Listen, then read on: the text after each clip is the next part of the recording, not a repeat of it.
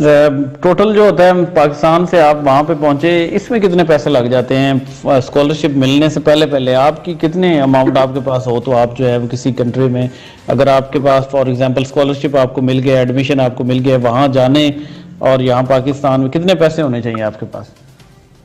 जी, उसमें अगर मिसाल से हम बात करें जो चाइना का है, वहां पे है, वहां क्योंकि वो चाइना पाकिस्तान के करीब हो जाता है, तो वहां पे आपका क्या सिस्टम होता है कि आप ऑन एवरेज यानी कि आप टिकट आराम से लेंगे 50-60,000 में आराम से आप टिकट ले सकते हैं चाइना का, और वो आपने पे वही करना है चाइना के लिए। लेकिन एक वो नो डाउट आप क्योंकि एक अपने कंट्री छोड़ के एक नई कंट्री में जा रहे होते हैं, तो आपने जो यानी कि जो एयर ट्रैवल है उसके साथ साथ आपने कुछ अमाउंट लाजमी मस्ट अपने साथ लेकर जानी होती है कि यार, क्योंकि आप जाते ही आपको स्कॉलरशिप स्टार्ट नहीं हो जाती मिलना, वो उसमें ड्यूरेशन होता है, कोई आपके रजिस्ट्रेशंस होती हैं, उसके बाद आपके बैंक अकाउंट्स ओपन होते हैं, फिर उन बैंक अकाउंट्स की रजिस्ट्रेशन होती है, और फिर आपको जाकर स्कॉलरशिप मिलना स्टार्ट होता है।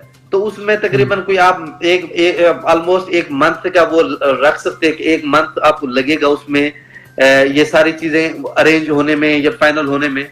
तो उस एक मंथ के दौरान आपके पास भी कुछ पैसा होना चाहिए। तो अगर हम चाइना की बात करें तो उसमें आपका जो स्टूडेंट का ऑलमोस्ट लगता है, वो डिपेंड करता है, वेरी करता है no doubt student to student. लेकिन अगर आप स्कॉलरशिप पे हैं तो मोस्टली 1 लाख अगर आपका हो तो वो मोर देन एनफ है। उसमें आपका एयर ट्रेवल भी हो जाएगा आराम से 50-60,000 में, और जो रिमेनिंग अमाउंट है वो आपके पास एक सेफ हैंड के लिए चाइना पहुंचने के बाद आपके पास होगा। अदरवाइज क्योंकि आपकी सब चीजें फ्री हैं, तो आपके जैसे रजिस्ट्रेशन कंप्लीट होगा तो आपको पैसे मिलने स्टार्ट हो जाते हैं। और वहां पे चाइना में क्या, अगर हम बात करें जो सीएससी स्कॉलरशिप है, वहां पे बहुत ज्यादा अमाउंट पे करते हैं, जो पाकिस्तानी तकरीबन 70-80,000 के करीब बनती है, और इतने एक्सपेंसिव स्टूडेंट्स के वहां पे नहीं होते। मोस्टली स्टूडेंट्स रेंज एक्सपेंसिव का होता है जो 20-30,000 के करीब होता है। तो मतलब वो 50,000 सेव कर रहे होते हैं। और यहाँ पाकिस्तान में एक जो नाम अहम जॉब है उस पर 50,000 पे आपको नहीं मिलती। तो वहां पे जाने के बाद आप स्टडी भी कर रहे होते हो, और जो जॉब वाले हैं उनके बराबर बराबर आप अमाउंट भी कहते सेव कर रहे होते हो। और अगर हम कनाडा की बात करें, यहाँ पे क्योंकि ट्रैवलिंग डिस्टेंस ज्यादा है तो यहाँ पे खर्चा ज्यादा होता है। अब मेरा जो हुआ था तकरीबन मेरा 1,30,00,000 के करीब मेरा एयर टिकट आया था, और एयर टिकट के बाद मैंने कुछ अमाउंट ऑफ कोर्स अपने साथ भी लेकर आया था यहीं पे, कहते हैं अपने साथ कुछ, क्योंकि मुझे पता था कि अरेंजमेंट में टाइम लगना है, तो उसके लिए भी मैंने अरेंजमेंट की थी। तो ऑलमोस्ट ये है कि आपके पास 3-1 लाख तो होने ही चाहिए एटलीस्ट एक सेफ साइड के लिए। लेकिन ये मस्ट नहीं है कि आप वाकई इतने आपके पास होने चाहिए। आप डिफरेंट ऑप्शंस भी दे सकते हैं, जो डिफरेंट वो कहते हैं एयरलाइंस हैं, हर एक की अपनी वो है डिफरेंट है, तो वो एक मल्टीपल ऑप्शंस आपके पास अवेलेबल होते हैं। लेकिन इतना एक लग ही जाता है आराम से। तो और जो अब लेकिन आप उसकी वो टेंशन नहीं होती, क्योंकि यहाँ आने के बाद अब इवन चाइना जाए और यहाँ आपने जितना भी पैसा वो लगाया होता है, यानी कि अब एयर ट्रेवल पे लगाया होता है या अपने खर्चे के लिए लेकर आते हो, आपसे 1 से 2 महीने में आपको वो वैसे ही रिटर्न आ जाता है कंप्लीट वो आपके पास वैसी हो जाती है सेविंग इतनी आराम से। तो आपको उसकी टेंशन नहीं होती कि यार इतना लगा, वो आप यानी कि अराइवल के बाद आपको वैसे ही वापस ऑलमोस्ट मिल जाता है 1-2 महीने के अंदर अंदर। अच्छा, बिल्कुल। नहीं पूछ रहे हैं कि चाइना में हार्ड कॉपी, मेरा ख्याल में उनका कानून होगा, अगर कोई इसका स्पेसिफिक जवाब देना चाह रहे हैं तो हार्ड कॉपी वो कहते हैं चाइना वाले क्यों मंगवाते हैं जब एडमिशन हो जाता है तो? जी, उसका हार्ड कॉपी चाइना का थोड़ा ये है कि वहां पे वो जो वीजा प्रोसेसिंग है या सिक्योरिटी सिस्टम है वो बहुत ही ज्यादा स्ट्रिक्ट है। तो वो उनकी जो है सिक्योरिटी के इदारे हैं जितने भी हैं, ये उनकी तरफ से डिमांड है आपके पास के, क्योंकि ऑनलाइन जो सिस्टम हो रहा था वो ऑनलाइन ही है।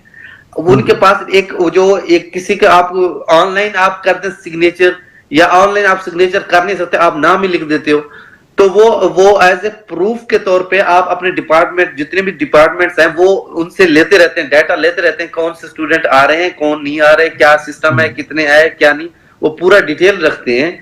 तो इस वजह से ये हार्ड कॉपीज मंगवाते हैं। हार्ड कॉपी के साथ क्योंकि एक्चुअली तौर पर आपका बेसिक होता है वो एप्लीकेशन फॉर्म जो आपका लगा होता है उसके साथ, ये डॉक्यूमेंट्स तो वो कहते हैं लगा दो साथ, लेकिन उनका मेन टारगेट वो एप्लीकेशन फॉर्म होता है। तो इसी बेस पे वो मंगवाते हैं एप्लीकेशन फॉर्म, ताकि वो अपने पास एज अ प्रूफ रख सकें, क्योंकि उस पे आपके सिग्नेचर हुए होते हैं, तो एज अ प्रूफ रख सकें कि यार वाकई इस स्टूडेंट ने अप्लाई किया था और इस स्टूडेंट ने हमें ये चीजें कही थी कि यार मेरे पास ये डिग्री भी है और ये चीजें भी हैं, पुलिस करेक्टर सर्टिफिकेट भी है, सब कुछ है।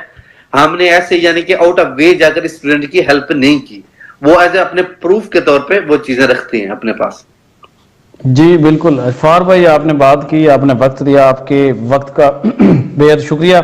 आपकी बात मैं जहां तक समझा हूं उसको मैं सम अप कर दूं कि सबसे पहले आपने यूनिवर्सिटी जाके तलाश करनी है, गूगल पे जाके किसी जिस मुल्क में आप जाना चाह रहे हैं वहां की यूनिवर्सिटीज की लिस्ट आप निकाल रहे हैं, वहां की यूनिवर्सिटीज, मिसाल के तौर पे आप कनाडा में जाना चाह रहे हैं तो वहां पे आप लिस्ट निकालें। आप विकीपीडिया पे भी निकाल सकते हैं, वहां से लिस्ट निकाल के, लिस्ट निकालने के बाद आप यूनिवर्सिटी सिलेक्ट करें, यूनिवर्सिटी वहां से उठा के उसका नाम गूगल में लिखें, उसकी फैकल्टीज आ जाएंगी, उसकी प्रोग्राम जो वो करवा रहे हैं वहां पे आ जाएंगे। आप अपनी फैकल्टी किस में आप जाना चाहते हैं वहां पे आप सर्च आउट करें, तो वहां पे वो अपनी फैकल्टी देते हैं कि हमारे यहाँ या ये प्रोफेसर सराफ जो है वो पढ़ा रहे हैं। आपने प्रोफेसर को ईमेल करना है, ईमेल करने के बाद उससे कांटेक्ट करने के बाद आपने उससे पूछना है कि आप मुझे एडजस्ट कर सकते हैं या नहीं। अगर वो तो उनका अगर रिवाज होगा वो लेटर आपको देंगे कबूल करने का, तो वो लेटर आपने निकाल लेना है, और अगर वो आपको यस कहते हैं तो उसके बाद प्रोसीजर ये है कि आप अपने डॉक्यूमेंट्स जो हैं वो कंप्लीट करें, ऑनलाइन प्रोसेस आप एप्लीकेशन का वो कंप्लीट करें। अगर आपको वो हार्ड कॉपी में डॉक्यूमेंट्स मंगवाते हैं तो आप उनको हार्ड कॉपी में भेज दें, हार्ड कॉपी में भेज दें।